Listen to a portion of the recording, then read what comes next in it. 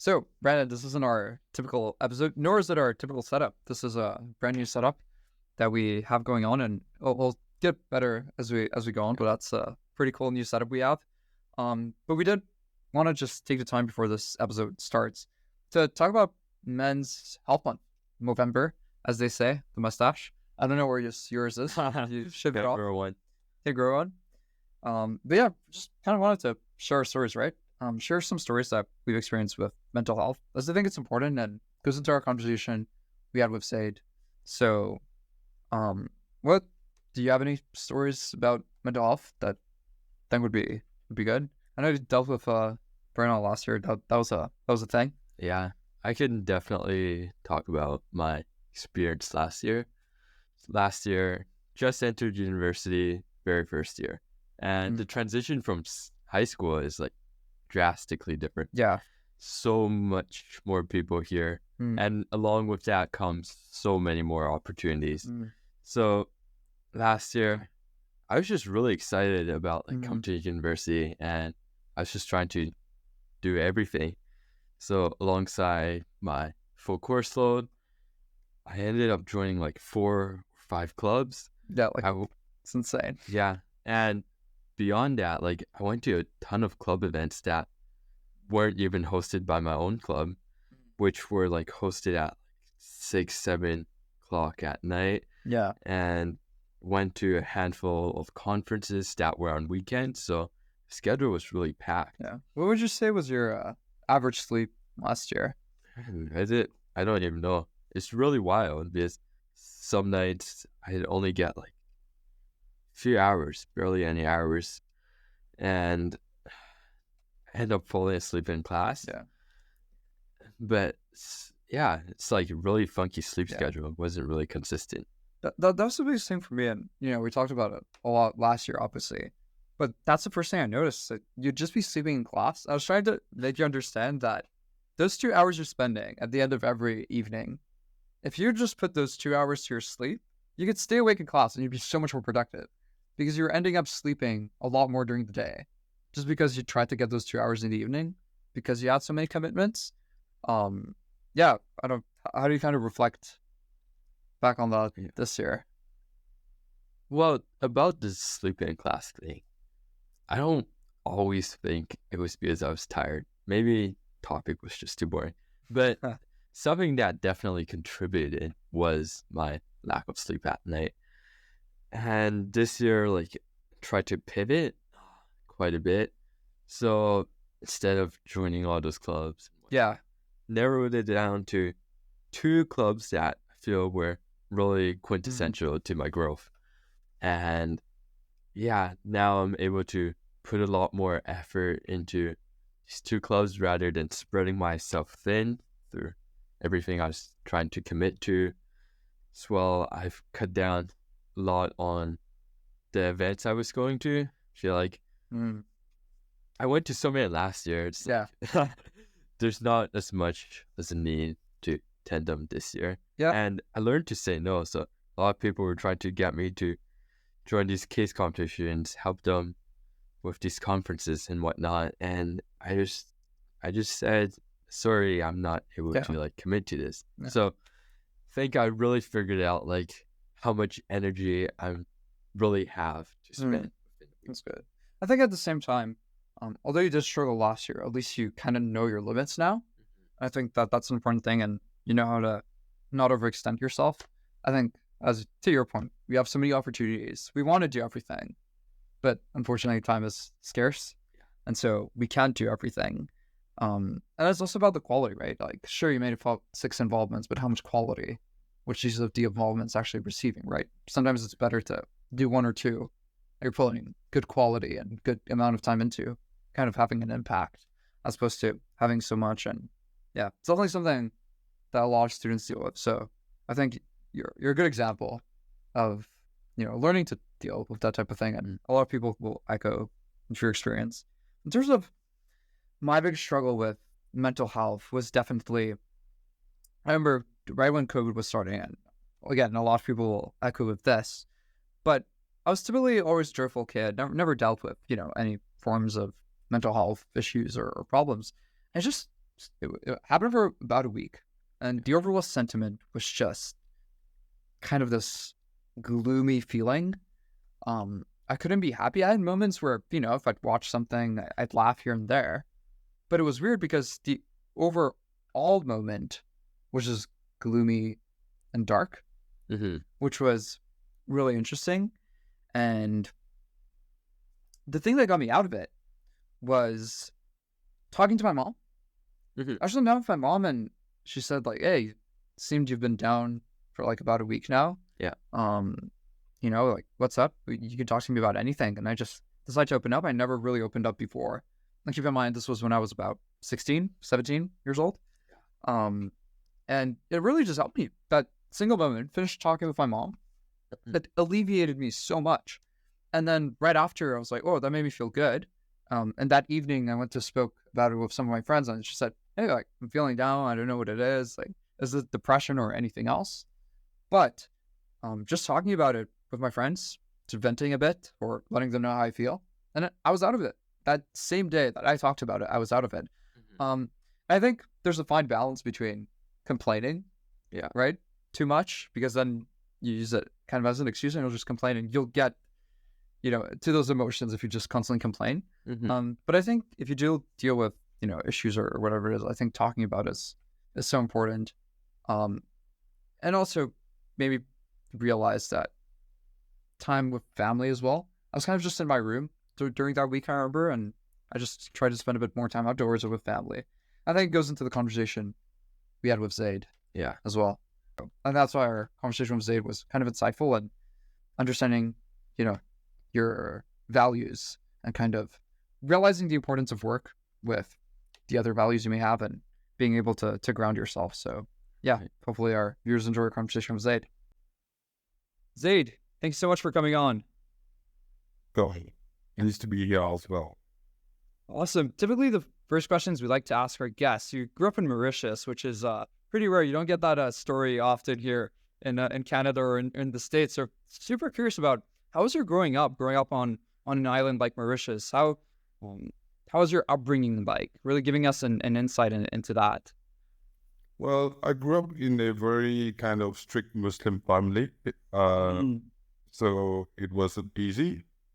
And Mauritius being a tiny island in the middle of the Indian Ocean, you don't get exposed to a lot of things. And back in those days, in the 80s and the 90s, internet in Mauritius was quite remote. And let's say the widespread access to internet started in the early 2000s. So growing up was a bit, in Mauritius was a bit complicated, but at the same time, it allowed me to travel in some ways by reading. So I did a lot of reading, through books and encyclopedias and stuff like that. It was my way of visiting other countries. But that being said, Mauritius is an awesome place, very interesting in terms of social mix. So you get to meet different people from different backgrounds. So that was quite an interesting growing up. I'm wondering, like, growing up in Mauritius is like a small island in the middle of the ocean. Did you ever have like dreams of going to somewhere bigger, wanting to travel, explore the world, and like wanting to be in a bigger city? Have you ever had that feeling? Obviously, that was, I think a lot of people growing up in small countries, that's what they want. It's about the exposure, it's about what you see on TV, it's about what you read in books. So when I finished high school, my goal was to get out of Mauritius. However, due to financial constraints, I couldn't travel. But the good thing is I did my master's after my bachelor's, and I went to Australia to do it. From then on, I started traveling, and I've been to over about 37 countries so far. So, and I keep every year to travel. I think travel helps you grow your soul and keeps you young as well. For me, my family, both my parents grew up in a different country, and they ended up immigrating to Canada. I know, like, you've been to many countries, but why have you returned to Mauritius? Like, what Well, brings you back there? so basically, after my studies in Australia, I had the opportunity to do my PhD. But I wanted to, let's say, start in the professional world. I had already started working in Australia, got the taste of working. But the thing that made me come back to Mauritius was my parents. Both my parents are quite old. So, and the family, when you're abroad, like when I was in Australia, basically, I was away from the family. I had very few friends, especially when you're doing a master's. I was the youngest in my class back then. The others were 50, 55, and I was only Wow. 20, 21. So, Wow. so it was weird for me. But at the same time, you get exposure meeting people with much more experience and from different countries as well. So that was quite interesting. And so basically, I came back from Mauritius because of my parents. One of the things is, I'm very, let's say, family oriented. And the reason is Australia was like, maybe if you have to come, I was in Brisbane, so that's on the far end of Australia. It would take me about 16 hours to get back to Mauritius. And I didn't want to get a phone call one day and one of my parents passed away.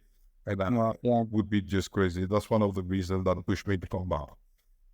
And secondly, I came back in 2005. Mauritius was developing as a financial center.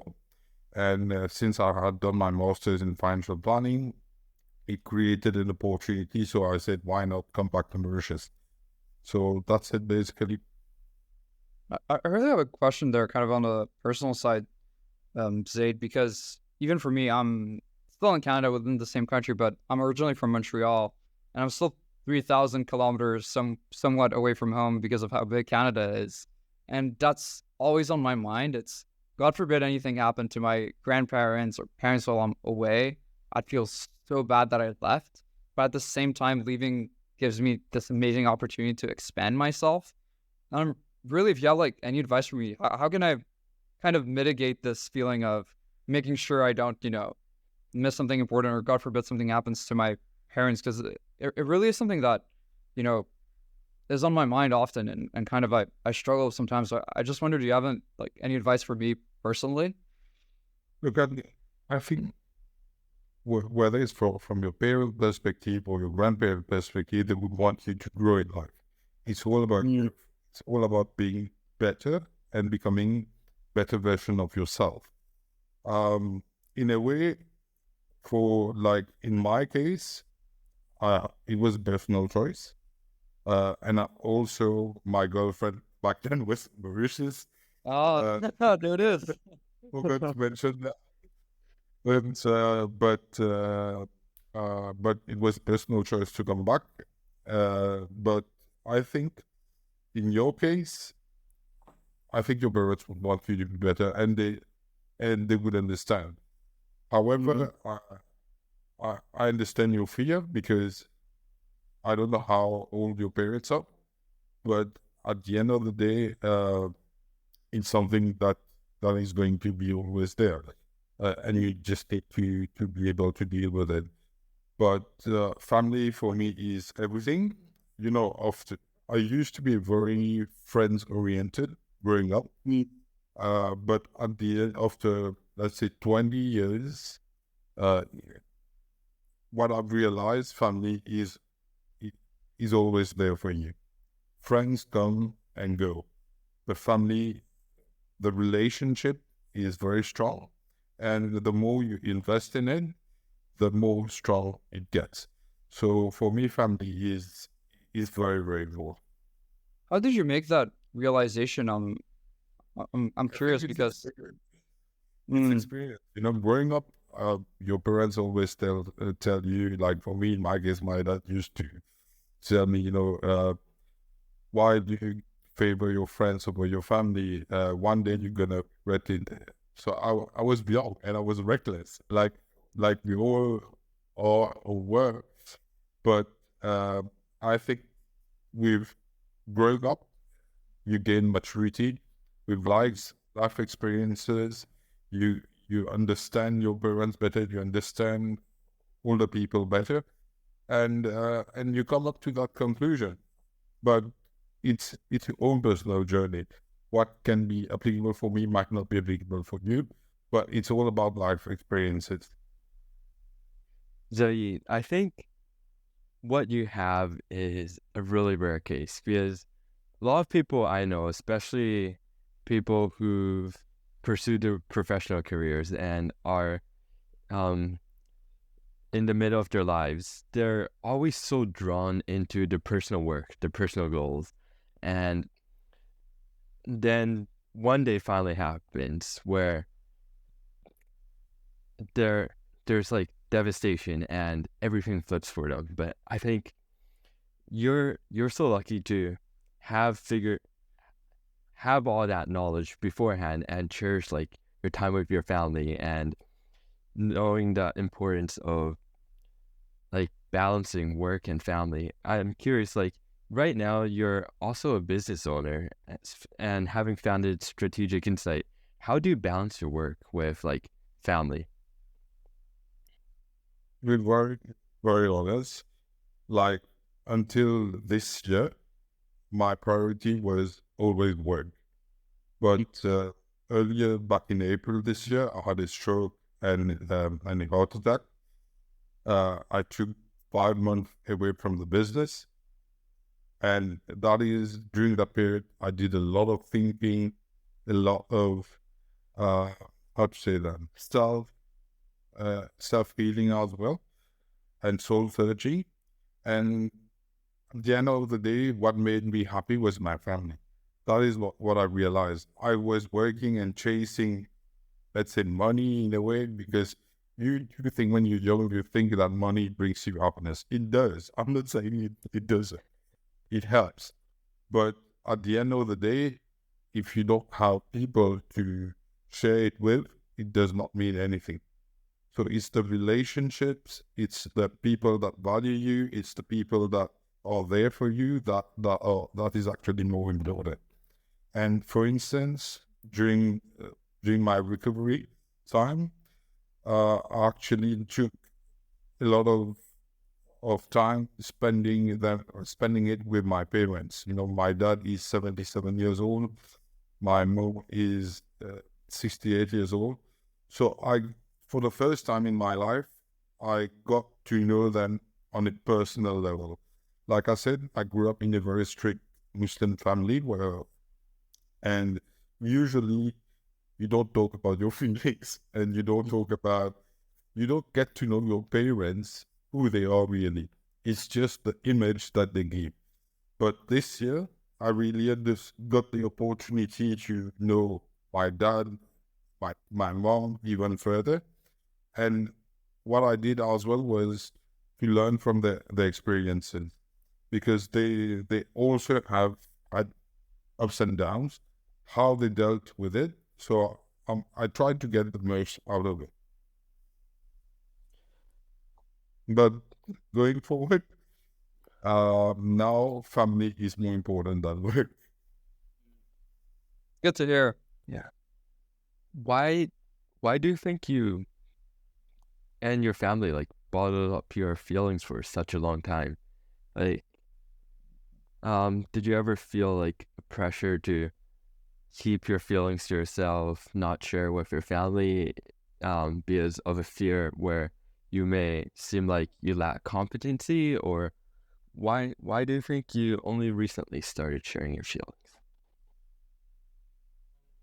I guess, like I said, they've been very traditional, and communication about feelings was something that you don't talk. Like how you feel, you just bottle it up. That's how you brought up uh, when you're young.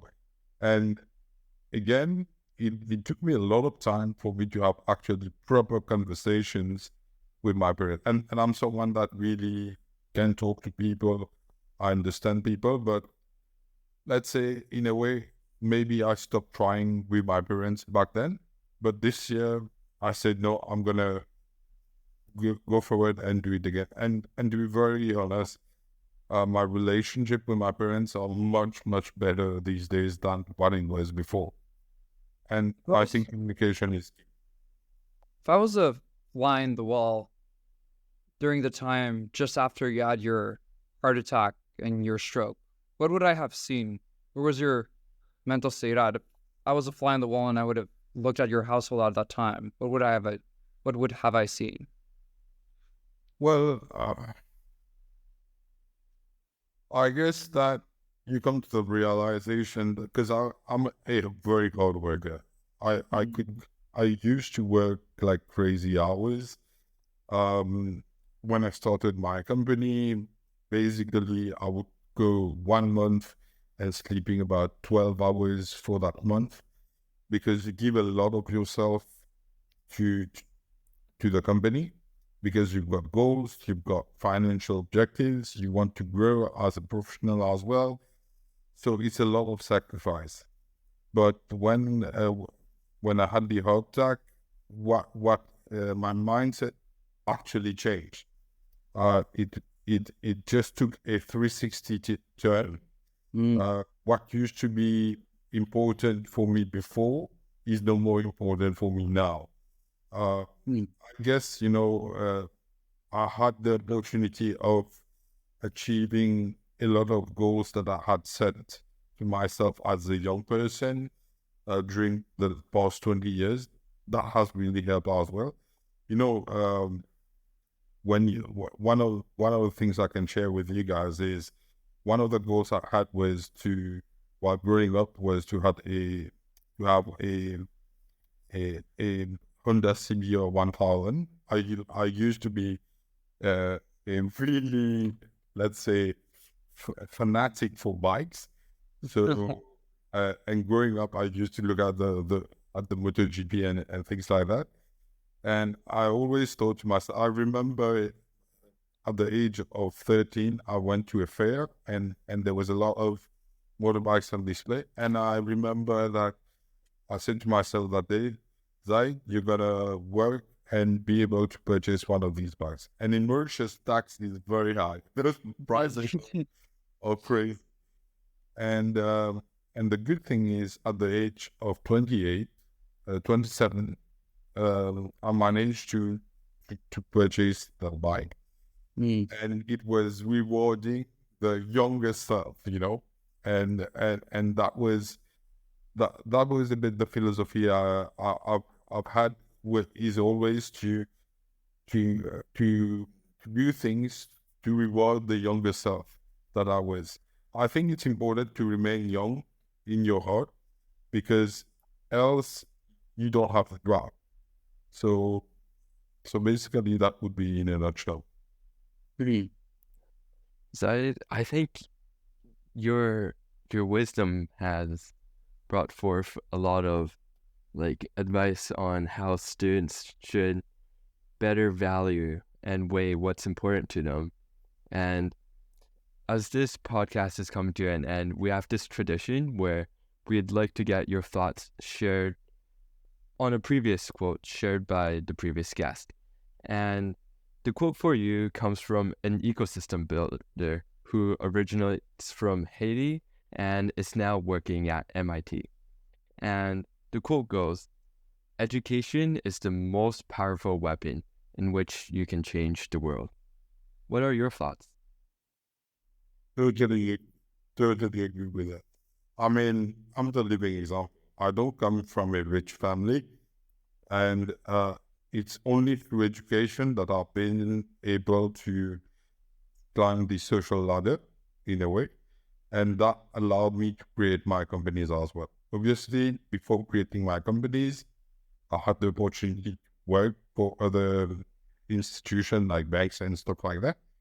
But if I was not educated, I would not have been able to do that. So I'm a firm believer that education is an enabler. And I used to be in the Lions Club and promote a lot of education among the youngsters in Mauritius and the region. I do think that it is key. Thanks so much, Zayd. Thank you so much.